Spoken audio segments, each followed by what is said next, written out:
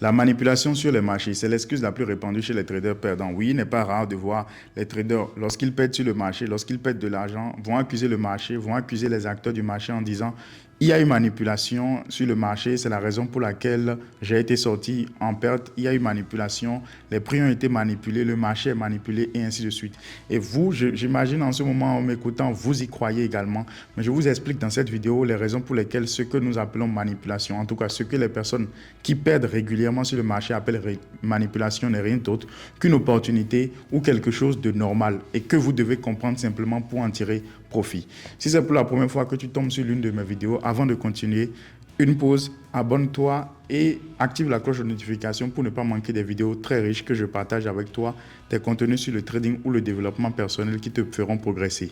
Alors dans cette vidéo, il s'agit bien d'aborder la thématique qu'est la manipulation. Mais avant d'aller dans cette définition, il faudrait que les gens comprennent exactement ce qui se passe sur le marché, qui sont les acteurs du marché. Et cette vidéo n'est pas forcément une formation, mais je vais essayer de récapituler les choses pour que vous compreniez et que vous n'inventez plus désormais ces excuses-là lorsque vous perdez sur le marché et que vous cherchez à apprendre comment tirer profit de tout ça. Alors sur le marché, ce que vous devez comprendre, c'est que les plus gros acteurs, ceux-là qui dirigent en fait, ceux qui influencent les mouvements sur le marché, ce sont les gros vendeurs et les gros acheteurs.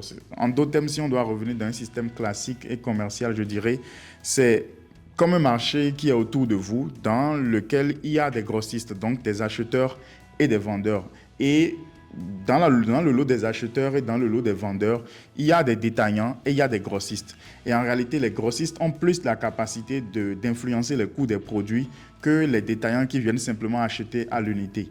Les détaillants, ce sont des traders comme vous et moi qui êtes actifs, qui allez venir sur le marché et puis prendre des petits lots et intervenir sur le marché juste pour prendre quelques petits profits, quelques dizaines de milliers de dollars et ainsi de suite. Alors que les grossistes, c'est des personnes qui négocient en termes de contrats, donc c'est des volumes importants et c'est eux en réalité qui influencent réellement les coûts sur le marché. Alors pour faire simple, qu'est-ce que les gens appellent la manipulation? Parce que sur le marché, de façon constante et permanente, il y a une bataille entre les gros vendeurs et les gros acheteurs qui cherchent, quand je dis bataille, ce n'est pas un affrontement physique, mais c'est une loi où chaque personne cherche à s'imposer, à chercher la meilleure opportunité. Et dans cette quête-là, il y a comme ce que je peux appeler conflit entre gros vendeurs et gros acheteurs. Et c'est en réalité eux qui, dans leur injection de volume en fait sur le marché, vont permettre à l'actif qui est concerné, aux actifs qui sont concernés, en fait, de connaître une prise de valeur. Si parfois les acteurs ne sont pas intéressés par ces produits, de connaître une perte de valeur de ces actifs si la plupart de ces grands intervenants ne sont pas intéressés ou manifestent de la réticence par rapport à cet actif. Alors, ce qui va se passer, c'est exactement ce qui se passe dans le système commercial classique et conventionnel. Alors, j'imagine que j'ai un produit que je veux vendre. Je prends cet exemple pour que tout le monde me suive. J'imagine que j'ai un produit que je veux y vendre. Ça peut être n'importe quel produit, un article que j'ai envie de vendre. Alors, quand on veut vendre, qu'est-ce qui se passe en fait? Il faut déjà comprendre que la vente, c'est l'action d'offrir. Quand on parle de l'offre et demande, quand on parle de vente, il s'agit d'offrir. Et quand on parle d'achat, il s'agit donc de demande. Donc, celui qui veut offrir, celui qui veut vendre un produit, doit forcément avoir de la demande à la hauteur de son offre pour pouvoir écouler son produit. Donc, celui qui veut bien vendre un produit doit forcément créer, en fait, des éléments, doit mettre en place un mécanisme pour pouvoir créer une sensation qui permet à ceux qui l'écoutent de pouvoir se diriger vers l'achat. Si j'ai 10 000 pièces d'un produit que je veux vendre en ce moment, qu'est-ce que je vais faire? Je vais faire de la publicité, je vais inciter les gens à venir acheter, mais je sais que pertinemment, je veux vendre. Donc, je crée en faisant de la publicité, en mettant en place, j'engage peut-être des influenceurs, comme ça se fait autour de nous. En fait, j'incite les gens à acheter, mais je sais que pertinemment, l'objectif que je poursuis en faisant tout ça, ce n'est rien d'autre que la vente. Et c'est ce qui se passe exactement sur le marché. Ce n'est pas de la manipulation, c'est juste quelque chose qui est normal. Donc, lorsque les grands acteurs du marché veulent rentrer dans une position de vente, lorsque les volumes veulent rentrer peut-être dans une position vendeuse, qu'est-ce qui va se passer? Ces gros acteurs vont créer en fait des conditions pour qu'il y ait une demande à la hauteur de ce qu'ils veulent offrir. Et c'est dans ce contexte, en fait, sur le marché, vous allez voir des schémas, des matérialisations de certains éléments que la plupart des traders lambda aiment exploiter pour pouvoir entrer en achat et facilement vont entrer en achat, mais ne vont pas comprendre que c'est simplement une mobilisation, en fait, d'offres ou de demandes qui est en train de se produire à cet instant. C'est une thématique très importante que vous devez comprendre lorsque vous faites de l'analyse technique sur les marchés. Sinon, vous allez simplement tomber dans les pièges de c'est épaule, tête, épaule, c'est épaule, tête, épaule renversée. Vous allez simplement acheter comme tous les traders, vous allez rentrer dans les pièges et c'est ce qui se passe lorsque vous allez voir des figures qu'on vous a enseignées peut-être dans le cours, que vos coachs vous ont enseigné. Mais qu'est-ce qui va se passer lorsque vous allez acheter? Parce qu'on vous a dit, si vous voyez cette figure, il faut acheter. Vous allez voir rapidement que les prix se sont retournés contre vous parce que vous n'avez pas pris le soin de comprendre si ce qui est en train de se passer, c'est juste une mobilisation en fait d'offres, c'est une mobilisation de demande.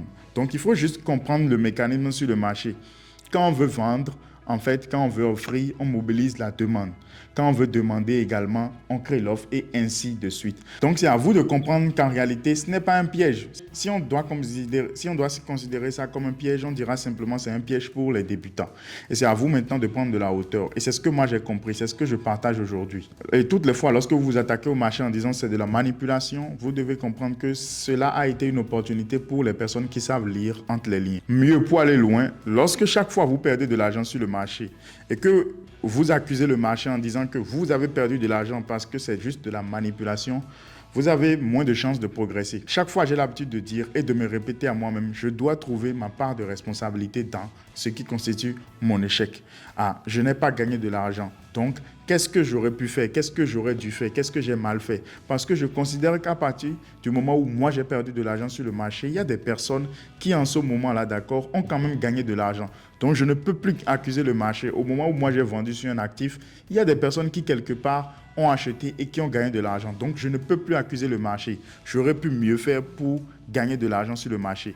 Et c'est le fait de me responsabiliser qui me permet donc de progresser. Malheureusement, ce n'est pas ce qui s'observe. La plupart des traders sur le marché, lorsqu'ils vont perdre de l'argent, ils vont dire non, c'est le marché qui a été manipulé, c'est le marché qui a fait ci, c'est telle annonce, c'est telle ci. Peu importe les conditions, peu importe l'annonce, peu importe l'impact, peu importe ce qui a pu se passer sur le marché, votre part de responsabilité est la plus grande. Parce que si vous avez perdu de l'argent et au moment où vous perdez de l'argent, il y a forcément quelqu'un à cet instant-là qui a gagné de l'argent. C'est en me responsabilisant chaque fois d'ailleurs que j'ai pris la résolution maintenant de comprendre. Parce qu'au départ, j'étais comme vous, j'étais comme toi et chaque fois j'accusais le marché. Mais à partir du moment où j'ai commencé par me dire, peu importe le résultat, moi, ça ne me préoccupe pas de savoir ce que le marché a fait ou pas. Qu'est-ce que j'aurais pu faire? Qu'est-ce que j'aurais dû faire? Qu'est-ce que j'aurais pu faire de mieux? Et c'est en me posant ce genre de questions que progressivement, j'ai commencé à apprendre de ce que la plupart appelaient manipulation. Et avec le temps, moi, j'ai transformé ça en opportunité. Et j'essaye de comprendre chaque fois pourquoi est-ce que les choses se sont passées de telle façon. Et c'est ce qui m'a permis de recueillir des informations qui aujourd'hui me permettent d'améliorer considérablement, en tout cas, mes prises de position sur le marché. Alors dites-moi en ce moment, vous qui m'écoutez, à cet instant où vous me voyez dans cette vidéo, est-ce que vous considérez d'attaquer le marché lorsque vous perdez de l'argent? Est-ce que vous considérez de penser que ce sont à cause des manipulations que nous observons sur le marché que vous ne gagnez pas de l'argent ou que vous n'êtes pas encore rentable? Dites-moi. Et si vous avez surtout envie d'apprendre un peu plus sur les manipulations, rejoignez ma formation, elle est là et vous aurez suffisamment d'informations pour améliorer votre trading. Et d'ailleurs, il y a une communauté derrière où nous travaillons tous les jours. Et dans cette communauté, je suis convaincu que tu deviendras le trader que tu as toujours rêvé d'être. N'oublie pas de commenter, n'oublie pas de partager la vidéo.